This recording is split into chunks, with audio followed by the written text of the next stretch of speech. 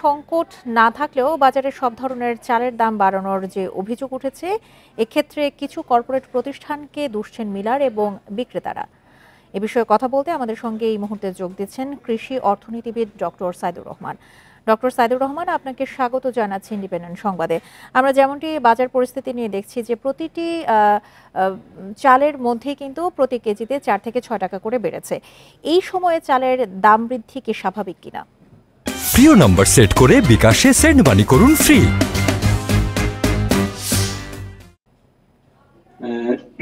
ধন্যবাদ আপনাকে। চালের এই বাজার আমরা দীর্ঘদিন যাবতই দেখছি খুব অস্থিতিশীল, কিন্তু বর্তমান প্রেক্ষাপটে চালের দাম বৃদ্ধিটা কোনোভাবেই এটি কাঙ্ক্ষিত না। কিন্তু আবার কথাও বলতে হবে যে যখন দেশের রাজনৈতিক অবস্থা অস্থিতিশীল হয়, তখন দ্রব্যমূল্যের দাম বাড়াটা খুব অস্বাভাবিক কিছু না। বিশেষ করে এরকম নিত্য প্রয়োজনীয় দ্রব্য যেগুলো আছে, বিশেষ করে চাল, শাকসবজি, এই জাতীয় জিনিসের বাজার দর বেড়ে যাবে। কারণ হচ্ছে যে এগুলো পরিবহনের জন্য যে মাধ্যম, এটা যেমন একটা সংকটের মধ্যে পড়ে, পাশাপাশি আবার যারা এই বাজারে আছেন তারাও একটা সুবিধা নেওয়ার চেষ্টা করেন। সেই কারণে এই দাম বৃদ্ধি, কিন্তু এটি কোনোভাবেই ভোক্তাদের পক্ষ থেকে এটি স্বাভাবিক না, এবং এই বাজারের জন্যও এটি স্বাভাবিক কোনো বিষয় না। সাইদুর রহমান, আমরা দেখছি যে বাজার ঘুরে যেমন পরিস্থিতি, এক্ষেত্রে মিলার এবং বিক্রেতারা কিন্তু কিছু কর্পোরেট প্রতিষ্ঠানকে দুষছে। এই বিষয়টিকে আপনি কিভাবে দেখছেন, যৌক্তিক কিনা? আমরা যে বিষয়টি আপনাদের রিপোর্টেও দেখলাম, সেটি হচ্ছে যে চালের বাজারের নিয়ন্ত্রণ এখন তৃতীয় পক্ষের হাতে চলে যাচ্ছে। এটি কোনোভাবেই কিন্তু কাম্য না, এবং এখানে আমি মনে করি যে সরকারের ভূমিকা রয়েছে।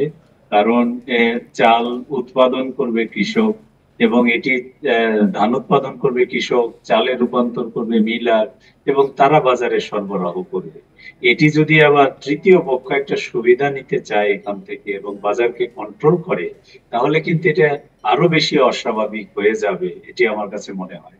সো আমি এই পর্যায়ে কৃষি বিপণন অধিদপ্তর আছে, তাদের হস্তক্ষেপ আশা করব, এবং সরকারি আরেকটি বিষয় আপনার কাছে জানতে চাই। আপনি যেমন সরকারি বিষয়গুলো নিয়ে বলছিলেন যে আমরা বিভিন্ন সময় কারণে অকারণে বাজারে কিন্তু দাম বৃদ্ধির প্রবণতা লক্ষ্য করছি, এক্ষেত্রে বাজার নিয়ন্ত্রণে সরকার কি ধরনের উদ্যোগ নিতে পারে? সরকারকে তো অবশ্যই চোখ রাখতে হবে যে সাধারণ মানুষের যে দ্রব্য সামগ্রী পাওয়ার অধিকার এবং নির্দিষ্ট দামে, এটা তো নিশ্চিত করা সরকারের দায়িত্ব। কিন্তু পাশাপাশি বাজারই আসলে নির্ধারণ করার কথা দ্রব্য সামগ্রীর দাম। এটির যখন আমরা ব্যত্যয় দেখি, তখন সরকারি ব্যবস্থাপনার তাগিদ তৈরি হয়।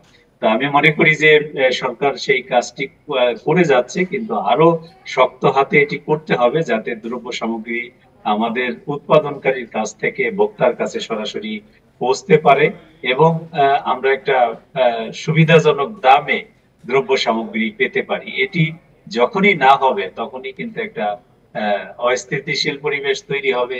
আমরা দেখব যে মূল্যস্ফীতি কোনো কোনো জায়গায় বেশি, কোনো কোনো জায়গায় কম, ফলে এটি সামগ্রিকভাবে একটা অস্থিতিশীল পরিবেশের তৈরি করবে।